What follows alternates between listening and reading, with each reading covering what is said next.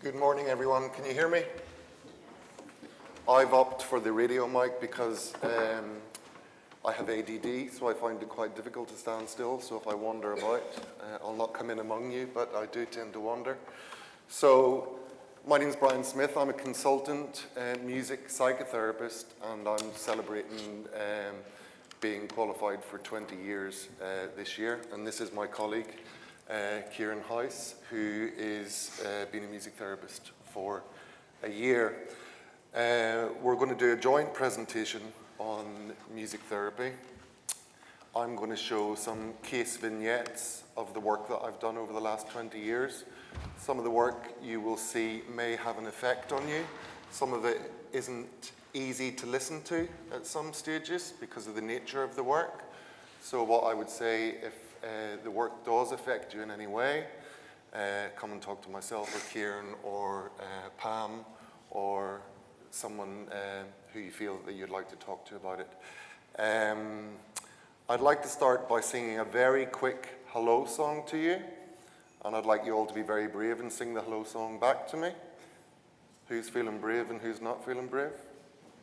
Put your hand up if you're feeling brave. There's not very many brave people here. Okay.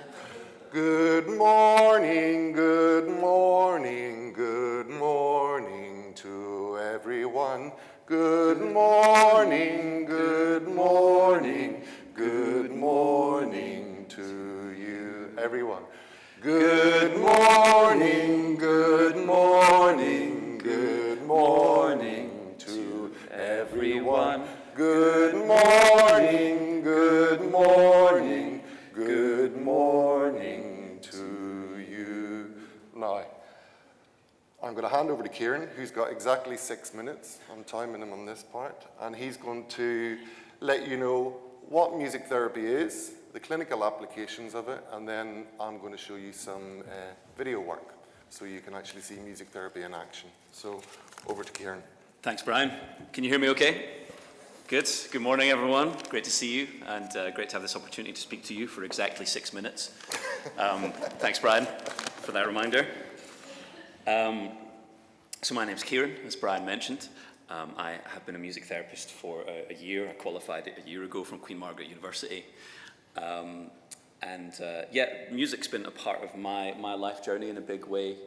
Singing became a part of my life, and making music when I was in high school. And it became for me a really important way of expressing myself.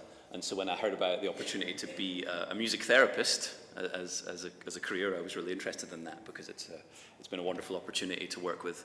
I work with children, particularly at the moment, but giving them an opportunity to express themselves through music. So,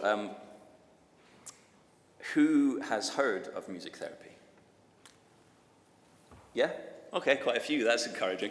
It may be brand new to you, or you may have heard of it before, but the name probably conjures up images in your mind of what a music therapist does, or what a music therapy session might look like, and what might actually happen. But before we get started, I have some words to share with you.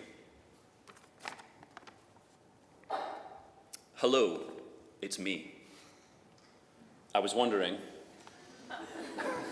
if after all these years you'd like to meet. Do you recognize that song? Yes. Yeah, I thought you might. How many of you heard the tune in your head while I was saying that? Yeah, okay, quite a few. Yeah, don't worry, that's normal. The music has a powerful effect on our minds, which you've just experienced. And music is tied to memory in a very special way. We'll come back to that. I'll say more on that later, and we'll check in and see if you still have that song stuck in your head. But I want to begin with a definition, which is as follows. Music therapy is the use of organized sound and music within an evolving relationship between client and therapist to support and encourage physical, mental, social, and emotional well-being. So in thinking about music therapy, there are 3 parts to this definition. The first is the use of organized sound and music, as you can see there. Now, you know what music is, I'm sure, but what about organized sound? What does that mean? How is it different to music? You may have spotted, if you were quick, that we have a quote from John Cage there at the start of this presentation. He's a composer. Can anyone name John Cage's most famous piece? Don't worry if you can't. It's called 4 minutes 33. I'm going to play you a short extract from that piece in case you haven't heard it before, which it looks like you haven't, which is fine. So I'm now going to seamlessly transition to YouTube. So I'm going to play you 20 seconds of this piece.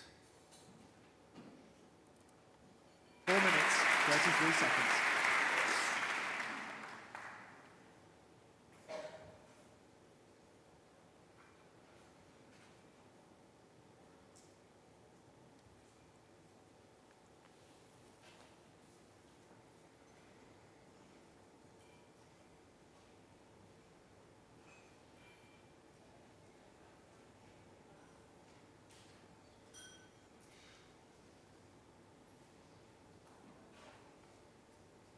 So there's a short extract from 4 minutes 33.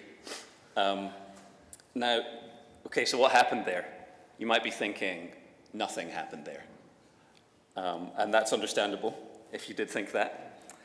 4 minutes 33 is a piece where no one plays. But as you've probably noticed, it's a piece where no one plays. But while you were sitting in silence, you were probably paying attention to the sounds around you, maybe the hum of the projector or the sound of somebody next to you shifting in their chair. John Cage's purpose with this piece is to draw our attention to those everyday sounds that we make and normally ignore, and draw our attention to them so that we hear them as music. And in a sense, we do the same thing with music therapy, finding the music in whatever sounds the person we work with might make. Whether that's moving a leg, which becomes a rhythm, or tapping on a table, or the rhythm of their breathing. We've talked about breathing already today. Because every sound has a value, even if the person making it doesn't realize it at the time. And for me, as a newly qualified music therapist, I found that the way I listen has changed. For example, I often work with children who are nonverbal, they can't speak, or they have limited speech. And often the way they vocalize, the nonverbal sounds that they make, is the way that we begin to make music together. I might imitate their vocalizing, which becomes a conversation, a kind of back and forth. The title of this presentation, let's jump back in. The subtitle is See Me, Hear Me, Listen to Me. And as you can see at the top there. And this is the difference between hearing, okay, the person's making a sound, and listening. What does that sound actually mean? And this is where music therapy differs from simply using music therapeutically.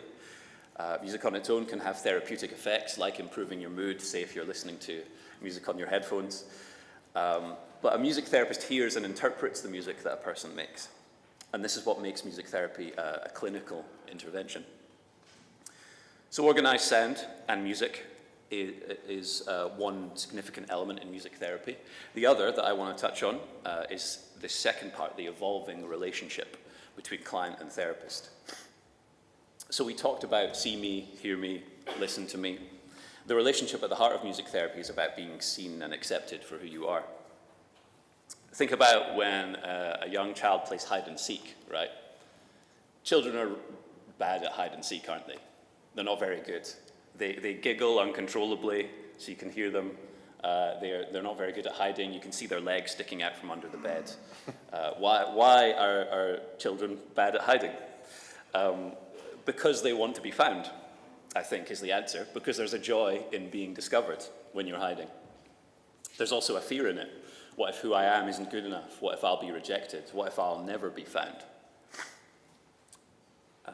Music therapy is about creating a safe place for a person's true identity to be discovered and for them to discover it for themselves.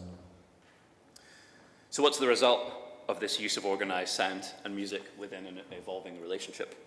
Well, the result is, as the definition goes on, to support and encourage physical, mental, social, and emotional well-being. That is to say that music therapy has the potential to touch on all aspects of a person's life.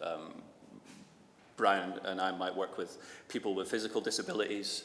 You'll see an example of that from Brian's work in a minute. also psychological, neurological, social, emotional, behavioral needs. Music therapy has the potential to touch on all of these. I spoke the words of that song earlier, Hello, It's Me. I was wondering if after all these years you'd like to meet. How many of you have had that song playing while the presentation's been on? Has that been going around for anybody, or has it returned now as I've said the words again? Even when we imagine a song, the parts of our brain that respond to music light up. So music is tied to memory in a very special way. And studies have shown that music engages both hemispheres of the brain, and that the brain continues to respond to music even through injury or illness. Maybe you have playlists for different things, getting ready for a night out, a first date, a breakup. We soundtrack our own lives, and all of this communicates self-identity. We're expressing who we are through the music that we play and that we make. And in music therapy, we create our own music together, we improvise, and we give meaning to that music from our own experience. So music therapy has the potential to impact on all aspects of a person's life. The physical, emotional, social, psychological, neurological, the spiritual, and all through this use of organized sound and music within the relationship between the client and the therapist. So I hope that's given you a bit of a picture of what music therapy is and what it can do.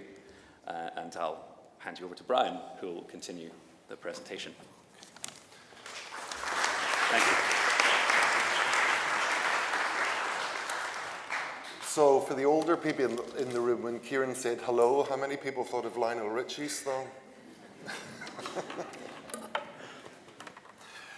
Okay, so Cieran's going to now be my Debbie McGee and cue up my videos for me. So I worked in Northern Ireland when I graduated from Cambridge University with a master's in music therapy, and I went back to Northern Ireland and I set up 25 different venues over the space of 2 years for music therapy.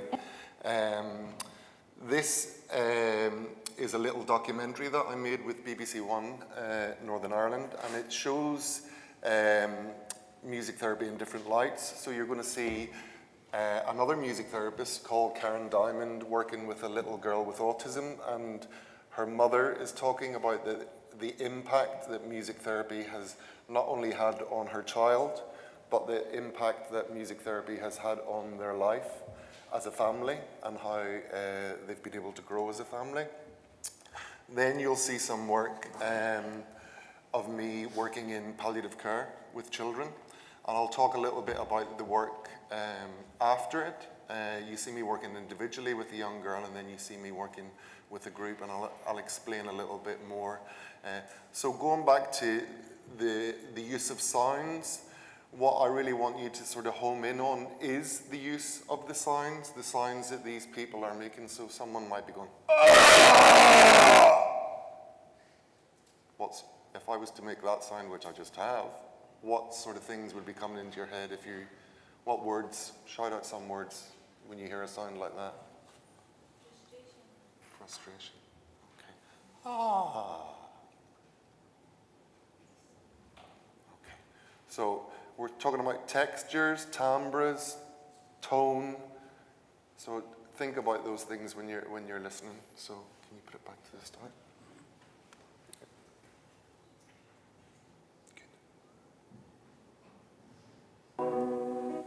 In Forest Lodge, we get a very wide range of children with very different abilities.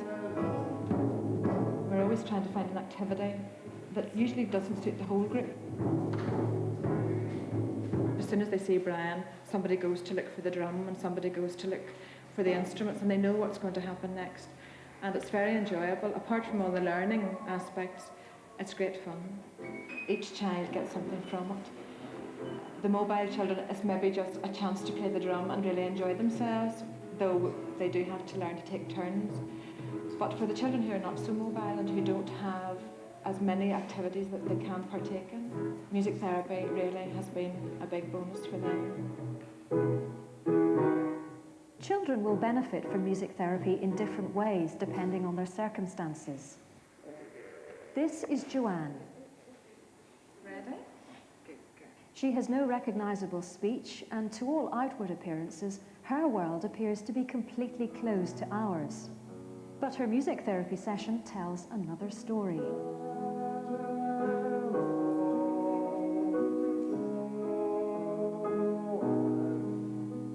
The session begins with Joanne being welcomed by some music she knows well and associates with Brian and what is to follow.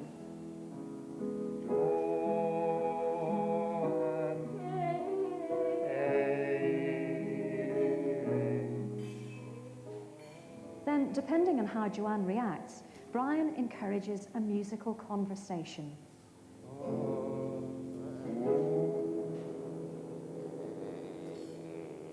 He reflects the sounds Joanne makes and, where appropriate, allows Joanne to lead.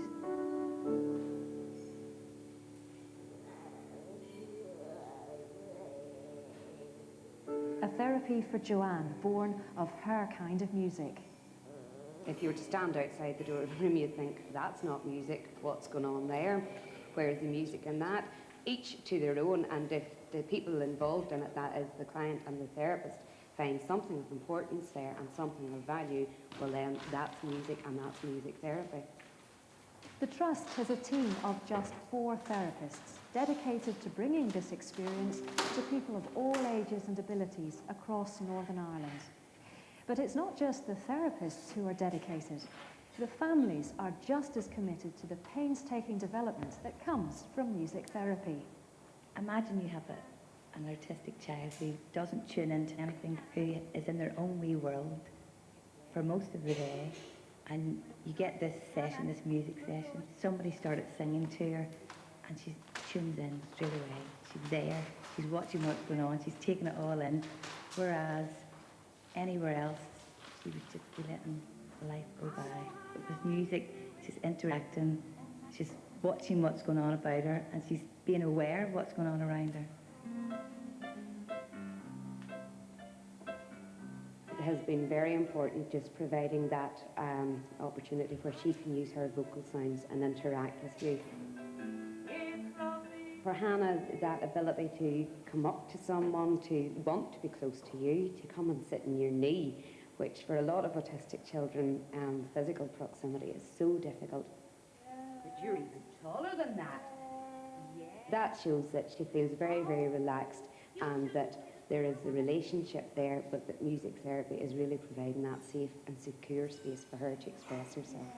I'm up tall, now I'm gonna... She's come on so much in her speech and her communication. She's come on so well in her social skills. She's more socially aware of what's going on. She'll look at people now, she's aware of them, what are they up to, what are they doing. Whereas before, nothing mattered to her, just in her own little world. Music has power. Just imagine for 1 second what it would be like for you or I to live in a world without music. And then think again about what you've just seen, how music's power can open up the world of people less able than ourselves. Okay, so I definitely do believe that music has power, otherwise I wouldn't get up and go and do what I do every day. Some of the things that you may or may not have noticed are the little boy playing the piano with the drumstick. So he spent most of his day in muscular spasms. So what the music was doing for him was relaxing him enough to be able to play the piano. Joanne, the little girl that you see me working with on my own, when Joanne was born, her parents were told that she wouldn't live beyond 6 weeks.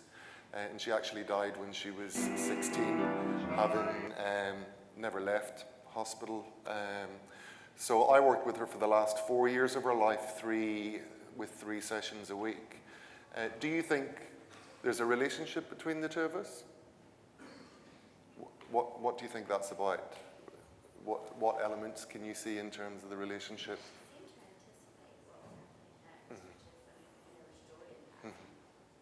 So what we as music therapists are doing all the time is we're improvising, we're making up music on the spot, and we're reacting, or we're waiting. So we're waiting, turn-taking, challenging. So she's also blind, and she was also in a lot of pain because I don't know if you noticed when they lifted her up, she had the base of her spine was exposed, and she had an opened wound a lot of the time, so she was in a lot of pain. I also did a lot of work going back to singing on, she never used to vocalize. and obviously she had hydroencephalitis, so she had a shunt in. So I waited 6 months for her to be able to lift her head out of the chair like that and lift her mouth away from the pillow, which then enabled her to make bigger vocal sounds. So from having 2 sessions a week, I then moved her into the group that you see. So very often as music therapists, what we're thinking about is when someone comes into the room, what we're thinking about is, this is who I am, this is what I am, and this is what I can do. And it's up to me as the therapist to meet that person from where they are, not with any preconceived ideas about where I think they should be. So this next clip is of a little, well, he's not a little boy anymore, he's 25, but when I worked with him, he was 10, and he has cerebral palsy. But he was actually referred to me by his mother for severe depression. So his main method of communicating was he would blink for yes, or he would scowl for no. But someone would say to him, Dominic, do you want juice? And then they would look the other way. So they weren't waiting for him to blink or scowl. So what he did was he went into shutdown. And he wasn't communicating, and he didn't want to go to school, etc., etc. He's no speech and language. So really, what I'm working on is the whole person here, the physical, the social, and the emotional. There's a set of wind chimes. Because his fine motor skills weren't very good, I have a big set of wind chimes, so his gross motor skills were very much like this. So if he reached out at all and touched, he was going to get a reaction from the wind chimes. And then I developed a song called Your Hand in My Hand, and you see him eventually holding on to my little finger. So the reason for that is music therapy shouldn't happen in isolation, so we always have aims and objectives. So by me getting him to hold my little finger, what I was then trying to do was that he may then be able to hold a joystick, so he could use his own, an electric wheelchair, where he would be able to move himself. He could use a joystick on a computer that could use for speech and language. And you also hear lots of silence. So I'll play the clip and then we can have a quick talk about that one.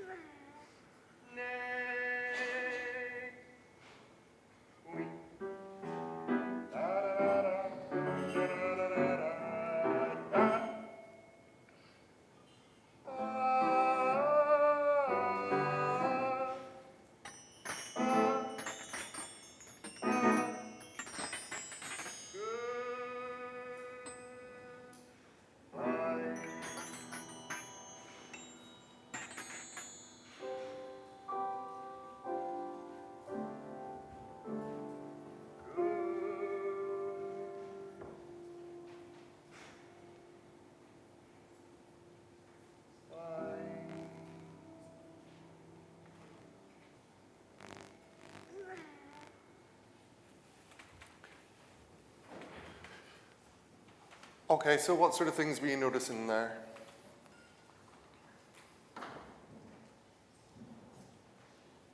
Anything? Do you think there's a relationship? Why is there a relationship?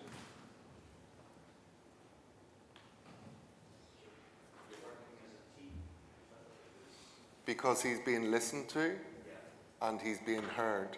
This is why we put listen and hear, and I am reacting to everything that he's doing. So this is a wee boy that has no control really of his life. Even for blinking and scowling, people weren't waiting. People weren't looking to see, well, do you want juice? They were just putting it in front of him or moving him, and he mightn't have wanted to be moved. But I'm waiting, so I'm giving him control, which is very empowering. And then that opens up a whole relationship for someone whereby you see his mum's in the room as well, and his mum said she would have paid £10,000 to see him smile like that every day because she hadn't seen him smile like that for about 2 years. The other thing was he suffered desperately from constipation.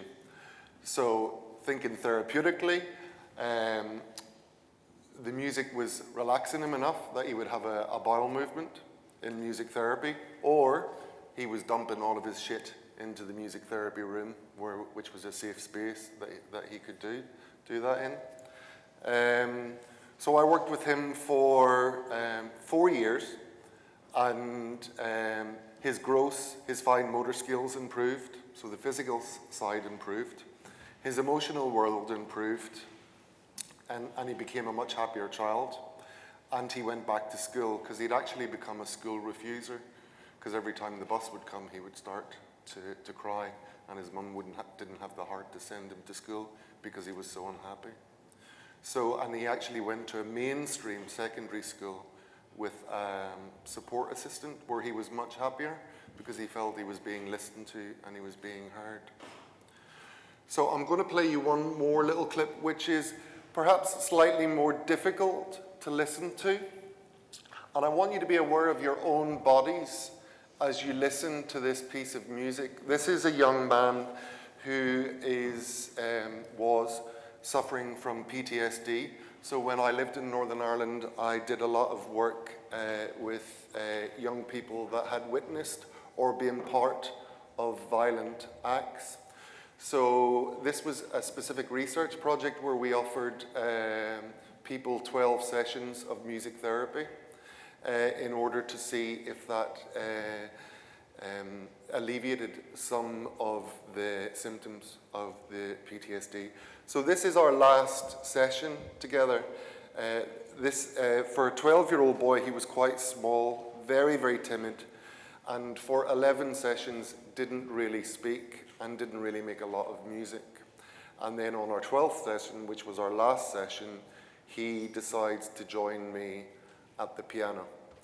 So he's at the top and I'm at the bottom. So again, when you're listening to this music, I want you to, even if you've got a piece of paper in front of you, be aware of how it feels to listen to this music.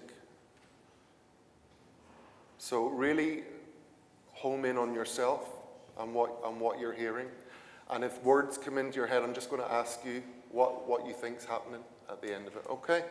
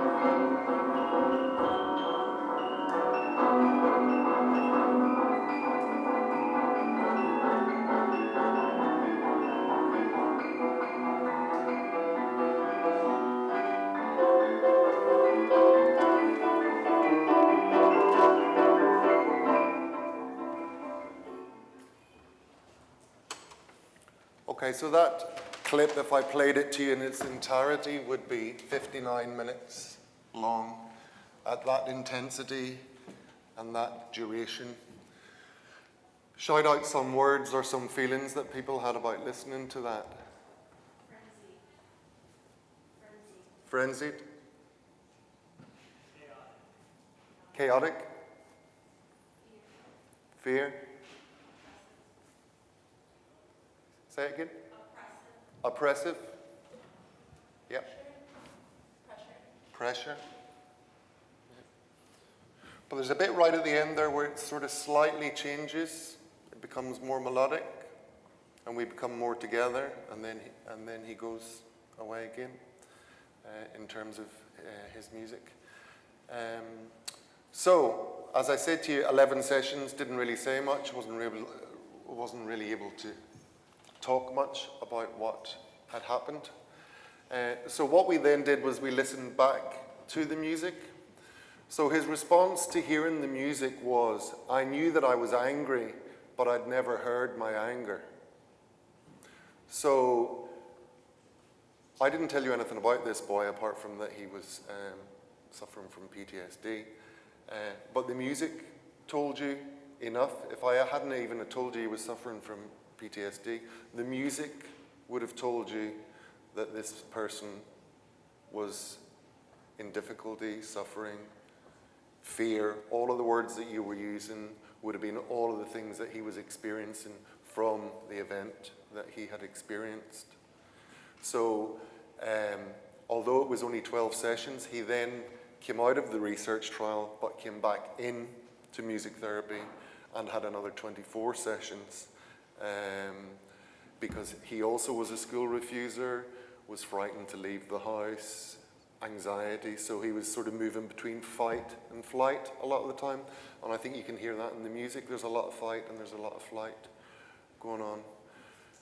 So hopefully that has given you some sort of view of the music therapy world. Any questions? No? Good. Thank you.